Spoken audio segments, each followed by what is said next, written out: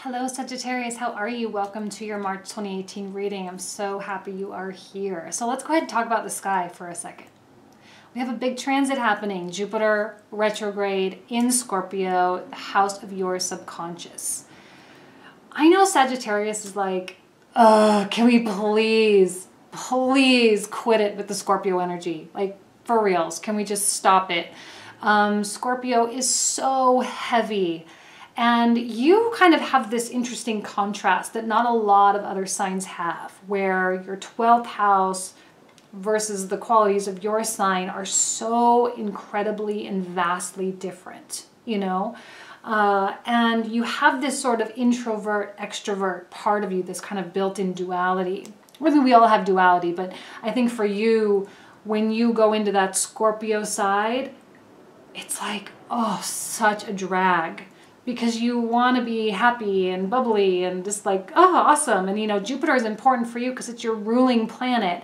And you just want nothing more than for it to, like, come back home, which it's almost there. It'll be there next year or at the end of the year. And you guys are, like, handling it like such champions. You know, you've had so much to deal with in the who am I sector, right? Who am I? And right now we've got all the Piscean qualities happening in your 4th house, which again is a big house, it's a big placement. And there can be some confusion there. Who am I? What am I meant to do? Where am I, you know, where am I going? But the universe is pointing you and guiding you like, come on, you can do it, come on, and you're going, and it's good. And I feel like for the first time in a really long time, Sagittarius is starting to feel like themselves, right? It's starting to reassemble these who am I fragments, which I talk about in the reading, these who am I fragments, and owning them and really being like, okay, I'm going to piece it all back together and now we're going to start moving forward. So it's a really, really beautiful time for you. You do have this Ace of Pentacles that comes out, and in the general reading, it's just, okay, Ace of Pentacles reverse, it's fine. But in the comprehensive reading, it's pretty intense. So there's a lot that comes along with that.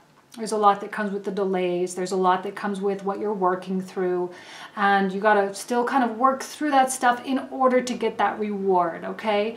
But it's coming. It's there. It's waiting. It's primed. The universe is like, here it is. Don't you want it? Come on. It's like cheering you on. I think you have a lot of people in your life that are cheering you on as well. So it's good. Good, good, good, good, good. You know, I know your ego has probably taken some big hits lately too. So regarding the comprehensives, you know, I had such amazing feedback from them last month, and I know I've been saying this for every video, but it's one of those things where if you don't want to spend $100 on like a private reading, you can spend, I'm charging $5.99 for them, and you can get a lot more clarity. That's what everyone was saying last month. Thank you so much for the comprehensive reading. It gave me a lot more clarity in my situation. And so if you just need a little bit more meat on the bones to like help you make decisions or help you see your way through what you're going through, I think that's kind of why I'm doing the comprehensives, okay? So yeah, all that link information will be down in the description box down below. So with that said, let's go ahead and get started with the cards. Thanks so much. Bye. Hello, Sagittarius. Welcome, welcome. I gotta say this guy's been making an appearance all month. I think I've pulled him out in maybe almost every sign with the exception of maybe 1 or 2. Look, we have to acknowledge this Uranus moving into Taurus aspect that's happening, or transit that's happening in a couple of months. What has happened since Uranus entered Aries? I'm going to do a whole video about this, but what has really happened is Uranus comes in and randomizes and fragments. And when it comes into Aries, the house of self, the house of I am, we have experienced many different versions of ourselves over the past 8 years. I think it transited into Aries in November of 2010, if I remember correctly. And before it moves into Taurus, it is absolutely critical that we have this sense of who we are. because it has been kind of ripped to shreds a little bit. And we have the opportunity now, right now, to begin picking up these pieces. Because when Uranus moves into Taurus, we are going to have this uncanny ability to manifest, because that is what the sign of Taurus, and here we have the card of Taurus, is really all about. Manifesting and having. But if we manifest based on fragments of ourselves, we're going to begin manifesting things that don't really fulfill us and that only satisfy parts of who we are. And so when the Hierophant comes out this month, and this is the first time I'm actually saying this because I think it just clicked over the past couple of days for me, so you guys are kind of getting the more extended version of this. You guys are reassembling, like this is the opportunity for you to reassemble who you are. Standing firm and affirming and declaring to those you love, confirming and declaring to the universe that this is who I am, okay? And you are sort of abiding by this covenant that you have with your soul, right? Because this Uranus in Aries, it's part of your soul's journey, okay? And now you are sort of acknowledging, okay, I've figured it out. And hopefully a lot of you have figured it out. You've figured out the good, you've figured out the bad, you've figured out your desire versus, you know, your ego's desire versus true happiness. You know, you've kind of had a taste of all these little things. And now is absolutely the time to begin reassembling all these fragments and creating this new self. So that when you have that Taurus energy and it comes in there and it's like, boom, right? Boom, I can manifest whatever I want. I can have whatever I want in whatever area of life that I want it. Because it can be a dangerous transit. Uranus doesn't like to be in Taurus. It's not comfortable there. So you have to utilize the positive things of that, okay? And the next 8 years are going to be really amazing. And I think a lot of people are going to be building businesses. They're going to be making a lot of money. But again, it can go the other way too. You can be losing a lot of money kind of thing too. Ace of Pentacles in reverse. See, this is what you are manifesting currently. And this is what is to be, what is to come. And often when I see aces in the reversal, I feel like there's just a delay put on these things. But the essence of what the card means is still present, right? There is still some kind of reward. There is still some kind of thing that is meant to come to you. But it's on hold. Okay, and I think the reason it's on hold is not only this Uranus transit, there are lots of things there, but you are still working on attaining this new like self, right? And once you come to that, once you come to this is who I am, which should hopefully become more and more apparent as the weeks go on. And if you've been watching my weeklies, my weekly bump videos that I do on Wednesday, you'll know that I keep saying almost every week now, I'm like, you're having all these opportunities come in, there's all these good things, they're coming, they're coming, they're coming. And now we kind of have an idea of what we want, but we just haven't quite yet defined it. We haven't quite put our finger on it. And it's going to become more and more clear over the weeks to come. And this is what perfectly in line with all of those messages that I've been giving. Ace of Pentacles in reverse, it's coming. Okay, look, there has to be some level of faith.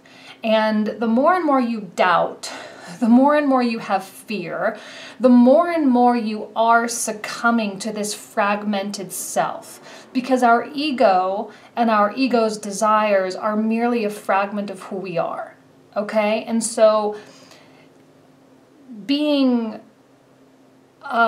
flexible, which you are as a mutable sign, it's good. Being flexible and being amenable to whatever kind of comes your way, but also being flexible to the sense of stagnation for those things coming, right? Because you just kind of have to let this come in on its own. And for those of you who are hoping to manifest money or hoping to manifest a relationship, right? Right now, with Hierophant in the center, it's really all about you. okay? It's really all about you. And to not worry so much about whether things come or whether they don't come. It doesn't matter right now. Right now, it doesn't matter. Six of Cups, okay? A connection with the past. Six of Cups is a card of sentiment, nostalgia. It brings our heart back. And sometimes it's good, and sometimes it's better for us to live in the moment. Now, I feel like there is some past connection, and it could be in just the form of a feeling. It doesn't necessarily have to be that someone is coming back. You know, it could be for some of you, but for others of you, it could just be like a memory that pops into your mind. It could be that you see an old picture in an old picture box when you're cleaning out your closet, you know, and something brings you back. And I feel like there is this essence of childhood. I often see the Six of Cups as being a very magical card. For those of you who've ever had a private reading for me, I may have mentioned this in your private reading. I don't normally do it in the generals, but when we talk about a magical card, I feel like it has to do with the magic of a child's imagination. And somehow you are realigning yourself with that. As Aries, as Uranus and Aries comes to a close, you are dreaming. Feeling like those days when you were a child and you wanted to be an astronaut, those days when you wanted to be a ballerina, or, you know, whatever magical career it was that you wanted. There's something that creeps in and creeps back. And you may be realigning with those things, because those types of things are usually past life connections, you know, when you're a child. Like for me, I remember this so clearly. I was in the 6th grade. How old is that? Like 11. And I went to go see with my mom when school started, the school counselor, right, to get the schedule and everything. And she asked me, you know, what do you want to be when you grow up? And I said, I want to be an archaeologist. And she was like, what? Like, I've never heard anyone say that before. Why do you want to be an archaeologist? And I said, well, I want to go to Egypt. You know, I want to go to Egypt and I want to learn about the pyramids and all of that. And I was so young, right? And it's so weird because over the past couple of weeks, I have been thinking, okay, my next trip for this summer or next fall when the weather gets cooler, I'm going to go to Egypt and I'm going to make that happen, right? And so there might be something like that for you that kind of comes creeping up. And now is the time for you to begin incorporating those things into your life again. Not necessarily you're all going to become astronauts or whatever, but there could just be like some passion that feels fulfilling for you in some way.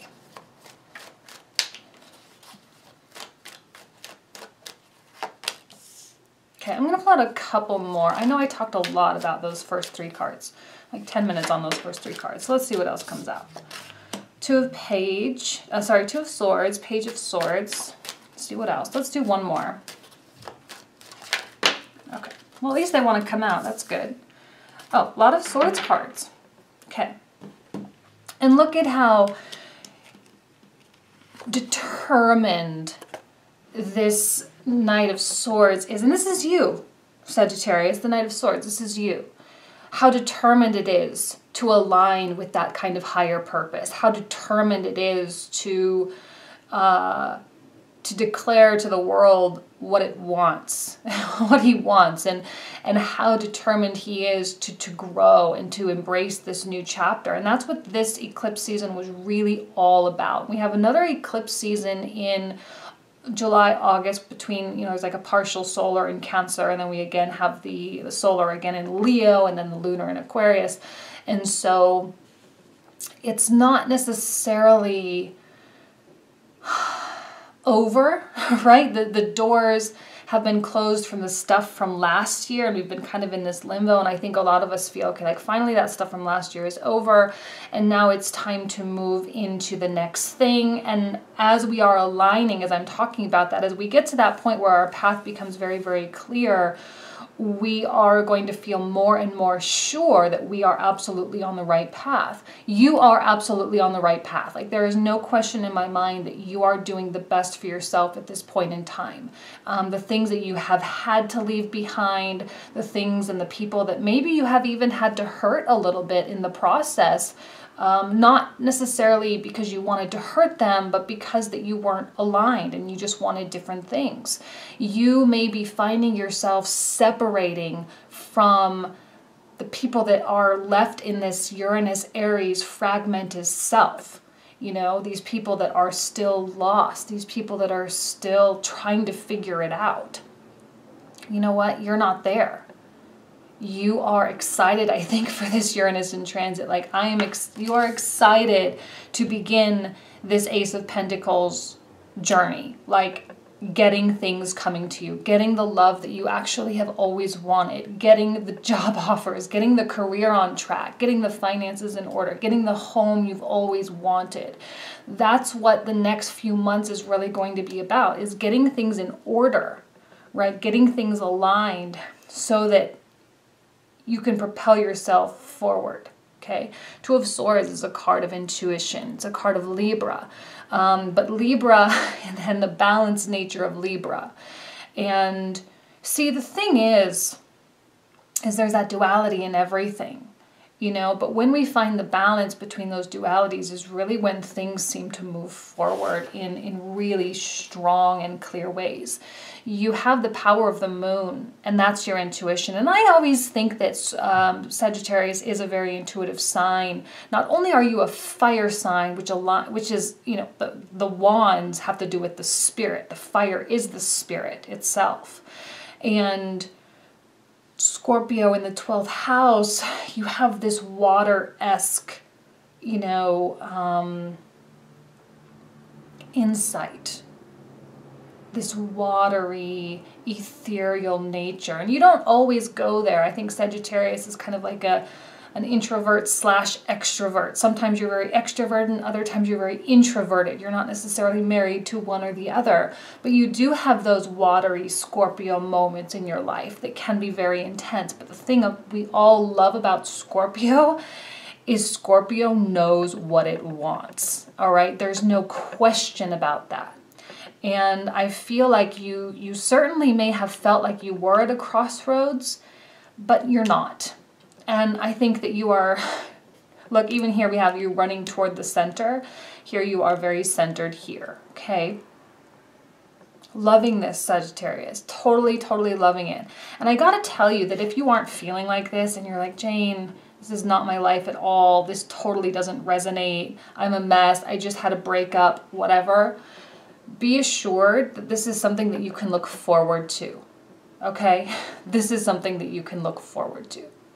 Page of Swords is something of a break-free moment. You break free, you feel elated, you feel like you can breathe again.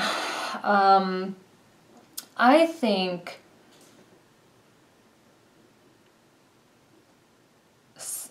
Sagittarius will be...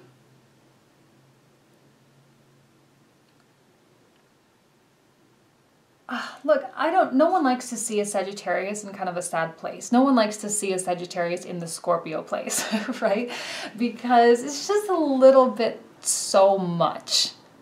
But we love a Sagittarius who is chatty and talkative and like questioning the world and pushing themselves in their careers, because some of the Sagittarians I know are like the most successful people of all my friends, right? Even more so than my Capricorn friends, because they don't necessarily pressure themselves so much. It's just like the joy of the work. It's the joy of the process. And so things just kind of come easier. You are a Jupiter-ruled sign.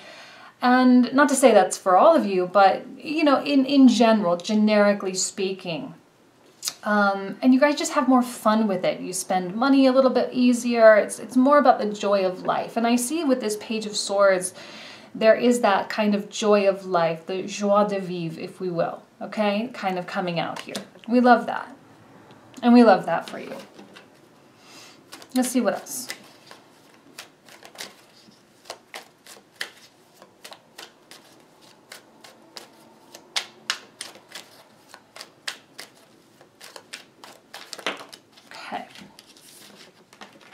See? Things coming into alignment, things happening. I don't see you being in a dark place right now. You probably have been, Four of Swords, kind of like a hermit mode, kind of pulling away, just like everyone else. It's fine. And now you're coming out of it. And you're like, you know what? I think I got it kind of figured out. I think that I have a lot of goals in mind. And now it's really time for me to start just kind of seeing how they unfold, seeing how they all occur. Now, in the comprehensive reading, I am going to be clarifying the Ace of Swords reverse, probably likely the Hierophant as well. I'll clarify anything going on here too, especially with the Two of Swords, because some of you, this might actually feel like a point of tension, right? Some of you might feel like, I have no idea how to, like, I can't see how I'm going to get from here to the Ten of Cups, right? I will tell you right off the bat, though, that clinging to this Hierophant nature, this sort of self-religion, if you will, this religion of knowing who you are, is the right path. Okay, so the more you study about your astrology chart, the more you study about psychology, or the more you start studying or being, you don't have to like read books, just like paying more attention and being more mindful of human behavior and really looking at people in your life that may be causing some struggles and being like, why is it that they're acting this way? And not necessarily judging them for it, but rather looking past the surface behavior and identifying the reasons why, right? Kind of being a little bit like a parent toward a child, you know, kind of thing. Let's see what else comes out.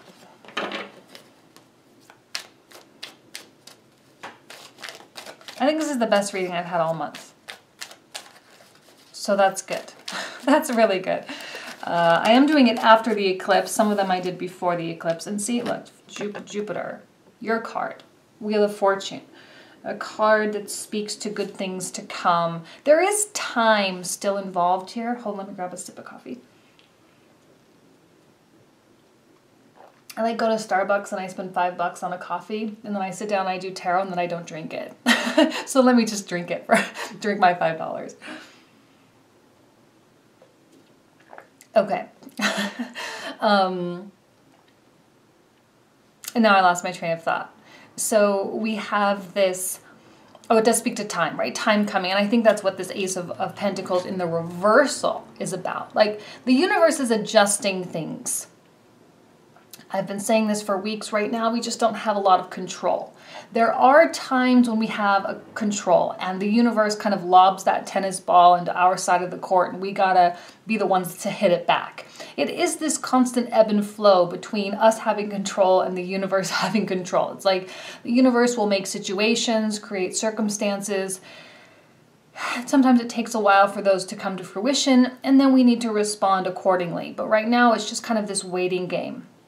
We can spend all our time and all our energy on this Hierophant quality within ourselves, gathering up our fragments, preparing. That's what my video is going to be about, is the preparation for Uranus entering into Taurus, because we don't want to be manifesting in a fragmented Taurian way. It's going to cause more struggle. It's going to cause more restriction. We want a whole self, our whole Aries part of us. We need the whole part of us to be able to handle this Uranus in Taurus. Okay, so I'll go into all that in another video, but right now, just wait for things to come. Wait for things to flow. And I think what's going to happen, again, let's not forget that element of magic that I talked about, because, and when I say magic, I'm actually kind of using it, not like magic with candles and spells, not like that, but like the little miracles of life. I kind of always see this as my little Disney movie, you know, when Cinderella has her fairy godmother that comes, or, you know, Ariel gives up her voice kind of thing, like these little seemingly coincidental events that occur in our life, but you know that it's not a coincidence, right? You know that it is actually because you have raised your vibrations to a place where you are beginning to attract those things that you're really wanting. And you are reconnecting with a very, very true... That's why I talked about the childhood dreams, because those are so pure and they are so innocent. And they do come from a place, I believe, in my opinion, I think they do come from a place of, you know, of who we were in a past life. And it is the continuation, right? We can kind of see that connection between who we were and where we're going. And it's important for us to know where we're coming from. You know, it's important for us to have a handle on that, even if it's not past lives and you guys are like, oh, Jane's crazy, right? But, you know, where you were in November of 2010 when Uranus entered Aries, right? You can kind of see yourself getting kind of off track for the past 8 years. And then all of a sudden now it's almost like it never really even happened. And you're able to continue the story from where you wanted to be before that time in 2010. Does that make sense? I think there's going to be a much more calm nature over the next few months, probably until May and June. And then we got kind of the retrograde seasons coming. So it's really, really important for us to take advantage of all these planets moving direct so that we can be prepared. Kind of losing my train of thought. Let's just continue with the cards. I don't see another person here, guys. I really don't. Okay. We got 5 that came out. I'm just going to go ahead and pull all of them. Look. This card and this card. The dualities, left versus right. The palm leaf versus the laurel leaf, you know, war versus peace, left versus right, light versus dark, and yet somehow you do find that center. I mean, Sagittarius, how centered do you feel? How are your relationships going now? And you might still be dealing with stuff. I'm not saying that everyone is in this perfect fairy tale place, but you just have that much better handle on it. And look how beautiful and optimistic, and how just like there is this childlike nature about you that is so sweet and so just so much needed. You know, you've maybe been dealing with a little bit too much adult stuff the past few years, you know. 2 of Wands is about possibility. You know, and the thing that I'm kind of liking is you're not really in the most... restricted place in terms of here. We have the cups and the swords, the heart and the head, and they're both in the reversal. And when the 4s, the number 4s are in reverse, there can be a little bit of over emotion, or getting a little bit too emotional about something, or getting really involved in something, or, you know, maybe being a little bit more subjective versus objective, you know. But I feel like there's this like, I don't know why I'm excited, I just am kind of thing. I don't know where I'm going, but I'm going, and it's okay, you know, kind of thing. And I love to see a Sagittarius like that. I think we all do. See, the thing about your sign is that a lot of people do feed off of it. You have that magnetism, you have that spirit. People do like to be around you, and you like to be around other people. And so when you're kind of coming back into that place, they do kind of take your fire and run with it in their own life, you know, and in you being very responsible for your energy. Here's the power of manifestation, and also what I talked about in terms of raising your vibration. I'll definitely be clarifying that in the comprehensive. You know, you are... It's like you're a candle and you have your little flame up at the top. And when you help light other candles, you give light to another candle or another person, but you don't lose your own light. You know, and I feel like Sagittarius just kind of has that line of thinking just built in. Letting your light shine and sharing your light, sharing your love, being so service-oriented, and you can be so giving and so caring. And you really do affect the people around you. And I think you're really starting to understand your part in that. your part in helping others light their flames, and knowing that you don't have to lose your fire in order to give fire to other people. Okay? So, I mean, oh my gosh, I can't even. Like, what a beautiful reading. I'm going to cut off the camera now. Thank you guys so much who joined me for the comprehensive last month as well. It's kind of one of those things where not everyone needs to spend like 60 or 100 or 150 or whatever it is that I charge for a private reading. But, you know, like I'm charging $5.99 for these comprehensives where we really go in much deeper and clarify people and clarify some energies, clarify what good things you can expect, you know, that kind of thing. Just to help give you a lot more clarity and a lot more peace for things, okay? So I'm going to go ahead and leave you guys with that. I hope to see you on the website for the comprehensive, but if not, then I will see you next month. Thanks so much. Bye.